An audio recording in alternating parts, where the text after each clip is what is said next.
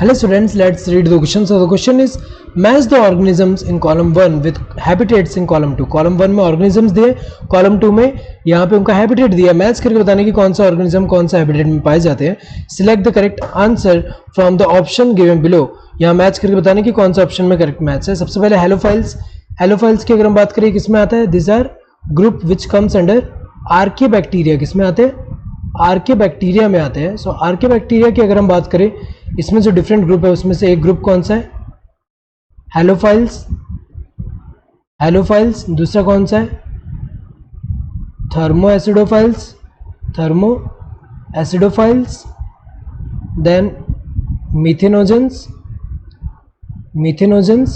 तो अगर देखा जाए हेलोफाइल्स जो होते हैं वो कहाँ पे पाए जाते हैं,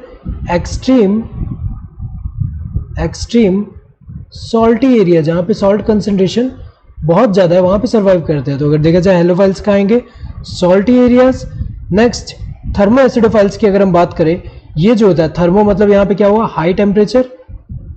यहाँ पे थर्मो जो है टेम्परेचर से रिलेटेड है, यहाँ थर्मो का मतलब क्या होता है, टेम्परेचर. सो यहाँ पे क्या होगा, high temperature and low pH. Acido मतलब क्या होगा, पीएच वाला, तो एसिडिक वाला low pH. So high temperature and low pH में मिलने वाले जो होंगे वो कौन से होंगे, थर्मो एसिडोफाइल्स होंगे. और ये अगर हम देखें ये कहाँ पाए जाएंगे, जो हॉट स्प्रिंग हाई टेम्परेचर जाए वहाँ अगर जो पीएच कम होगा तो वो थर्मो एसिडोफाइल्स वहाँ होंगे. सो बी का क्या होगा फर्स्ट. देन मिथेनोजेंस की अगर हम बात करें, मिथेनोजेंस कौन से होते हैं, मिथेन प्रोड्यूसिंग. ये क्या होंगे, मिथेन प्रोड्यूसिंग ऑर्गेनिज्म होंगे, जो कि एक ग्रुप है इसमें मिथेन प्रोड्यूसिंग आर्के बैक्टीरिया होगा. तो इसमें अगर हम देखिए कहाँ प्रेजेंट होते हैं, जैसे काउडंग हुआ, डंग जो होते हैं उनमें.